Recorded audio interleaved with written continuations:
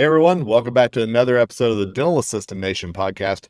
My name is Kevin Henry, honored to be the host of the Dental Assistant Nation. And I'm really excited about today's conversation because we're going to be focusing on Gen Z, what they're looking for in the dental practice and in those relationships that they have. And I am thrilled to have on Sarrah Rose, who is the CEO and founder of Elixr. Sarrah, how are you today? I'm great. Thank you for having me. This is going to be such a fun conversation. I'm really looking forward to it. And I'd love for our audience to know a little bit more about you and Elixr before we get started, if that's okay. Yeah, I'm Sarrah Rose. I'm founder and CEO of Elixr. I've been a relationship coach for the last 11 years. And my coaching methodology is very different than a lot of the other modalities that exist. So what we use are practices that I call activations that really help people connect to the sensations in their body and to be guided by that. So I think of it more as like athletic coaching than some sort of talk therapy, where, if you're working with an athletic coach, you're going to be drilling and training and doing practices and you're really engaged, you're having fun, you're not just, sitting there talking about things. So it's a different way of going about it. And my clients really enjoy it and it's very transformational for them. Well, I'm excited because I think you're going to transform some thoughts today whenever it comes to Gen Z. And I just want to lay the groundwork that, Gen Z is really considered that 18 to 29-year-old bracket. And we have so many of those coming into the dental industry right now. We have so many of those listening to our podcast, and we always appreciate that. But Sarrah, there was something that stood out whenever I first was connected to you. I learned that there's a report out there that says 73% of Gen Zers feel either alone sometimes or always. And that's the highest of any generation that's out there. And I'm curious, what do you hear about Gen Zers and that need to connect and maybe why it's not happening? There are a lot of theories on this. I don't know that we have any concrete evidence. There's a lot that points towards social media as something that has created this loneliness. There's more and more information coming out about that. So it seems that that is likely the case. The thing that was designed to connect us has actually made us feel more isolated and more alone. There's also it's a lot harder for this generation to be independent of their parents just because of the high cost of living. And so they may feel like, well, I still have to live at home, and that, maybe they feel, okay, well, I'm there with my parents, but I'm not with my friends, I'm not with a significant other, and I feel isolated. I'm not a little kid anymore. I don't have that same relationship I had with my parents. So there are things that are happening with this generation that are definitely different than previous generations experienced. And we're having a lot of those previous generations who are hiring them for jobs, particularly in the dental practices. I have a lot of dentists who come up to me and say, how do I connect with this younger generation, this next generation that's coming in? And I'm curious, what advice do you have for these older generations on how to connect and maybe what Gen Zers are really looking for to create those relationships? Yeah, I run two companies and I have Gen Z that works for me in both companies. And yeah, they're people, right? They're people just like everyone else. I have two kids who are the younger generation. They're 13 and 17, younger part of the Gen Z generation. They're 13 and 17. But and they're completely different. My 13-year-old is so different than my 17-year-old. And, so yes, Gen Z, they're different, but we're all humans. And I think that's the core thing is we all want to feel like we're accepted and we belong. We want to feel like we're safe in the environment that we're in. We want to feel that we're appreciated for who we are. And, with the Gen Z that I have on my team, I really appreciate them. I appreciate their insights. I appreciate the information that they give to me and the perspective that they have that's different from mine. With my 17-year-old son, I'm constantly like, oh wow, that's really interesting that you see the world in that way. And so I'm interested in how they view things. And we all want that. We all want that type of appreciation. We all want that type of interest in who we are and how we see things. So it's really, I mean, boil it down a little bit. It's really about listening and asking and really breaking down some of those maybe communication barriers that you think might exist, but maybe they don't, with just some simple, let's get to know each other a little bit. Right. We're all humans. Well, I love that, obviously. And is there anything, and as you said, you're a CEO, you run companies, you employ some of them. Is there anything that you see as far as whenever you were looking to hire them? Is there anything that they are really looking for from today's employer, outside of just being an integral part of something? Yeah, they're looking to be part of something they believe in, something, a company that they can really get behind, that they feel they're valued and they align with the company's values as well, something that they feel they're contributing to, that it's not a waste of their time. They want to feel like, okay, this is something that excites me. I have noticed that the work from home is important to them. Flexibility with their schedule is important to them. The Gen Z on my team, like they'll be available 24/7, but that also means that they want to be able to to have their that same flexibility, so it goes both ways.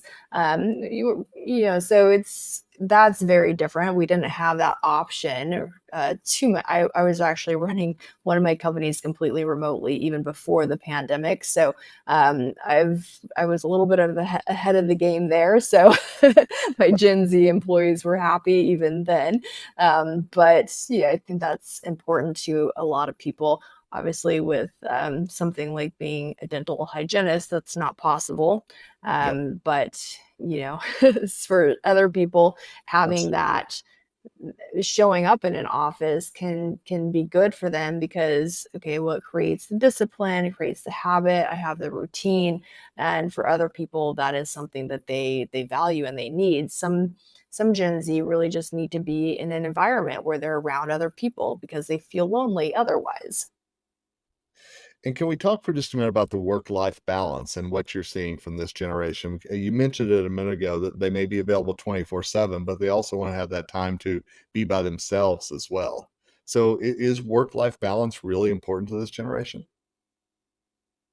Yes, but I think it's different than the way other generations have talked about it. Okay. So, in my coaching practice, I also have worked with senior level executives who are executives of companies doing several $1 billion a year in revenue. And when they talk about work life balance when they're in their 50s and 60s, it's a very different conversation than somebody who's just getting started and they're in their 20s. And I think for Gen Z, that work life balance is more of like, okay, yeah, I'll get the job done, and I'm available, but I'm also going to be doing these other things that I want to do. And again, we're on with Sarrah Rose today, who's the founder and CEO of Elixr, which is an app, and it really focuses on relationships and it's AI coaching. And whenever I was first introduced to you, I love the thought of AI coaching. And I'm wondering if you could explain a little bit about how that works, and maybe some of our dentists and other listeners out there who are in supervisory roles can learn a little bit about AI and maybe how it could help them as well. What we're doing with the Elixir AI is very different than the other AI that's currently out there. So, for a lot of the AI chat experiences, you input a question and then the it will just spit out a response. What we're doing is we're actually training this to be a coach. So, as a coach, we're not just reacting to what our client brings to us. We're excuse me, we're leading the conversation. We're being very proactive. We're guiding them to to fulfill their goals, so it's a conversation around what are your desires, what are your wants, what are your goals, and then helping them achieve that. So our AI chat experience is more like that. It's like, okay, so these are your goals and this is how we're going to help you achieve them, and today let's go through this practice together, let's go through this set of questions together. So it's much more of a guided experience rather than a reactive experience. um, and it's the chatbot has been trained to coach like me. So we have put in thousands and thousands of my coaching transcripts. And so that way it knows how to respond, and the way is specific to the Elixr method. So it's distinct. It's not something that you can get through other AI experiences. So we, it's very curated to know, okay, I'm at Elixr, and this is how Elixr responds, and this is how Elixr coaches me. So, Sarah, I love the fact that the app is really asking what the client wants and really asking it to state the goals, because that's one of the things I talk about so often with dental assistants is that they need to verbalize what they're looking for, not keep that a secret. And so I love that there's something out there like this that can help pull that out, but also coach them on how to get down that road. And I think that is so important to be able to not only verbalize that, but then have that support system to help pull you down the road toward your journey as well. Absolutely. No, we all need support. Relationships, dating, those are some of the most challenging areas of our life. And it's all rooted in early childhood experiences. That's where we learn how to have a relationship. And so it all comes up when we're dating and when we're in the early stages of a relationship. And most relationship problems start while people are dating, actually, and we just avoid them, we ignore the signs, we don't know how to deal with them, we don't know how to communicate well, and so we just kind of carry along in these old patterns that we have. So through our coaching, we're really able to help people identify at an early stage what's coming up, what are these triggers showing them, what is this really a red flag, or is this my own past trauma, my own past experiences that are showing up with this person? And understanding that and doing the work to heal oneself so you can have a healthy relationship. So, Sarah, last question for you. Whenever it comes to Gen Z, I'm wondering if there's a piece of advice that you could give to them on how to better connect with those, shall we say, older coworkers, those of other generations that are in their practice. Yeah, absolutely. And it's I again, being curious. I just finished a coaching call with a client, and we were talking about his relationship with his Gen Z daughter. So this particular client, he's 50, he has a Gen Z daughter, and it was about being curious, And when she's talking to him, okay, well, if you feel shut down by something this person said, can you instead stay open and curious? And most of us will, okay, we feel triggered, so there's a fight or flight response. I'm either going to shut down and walk away, I'm going to dissociate, I'm going to leave this conversation, or I'm going to be reactive in a way that is aggressive and I'm going to fight, or just pretend like none of this happened. And so noticing your own personal response, we tend to respond one way or the other most commonly.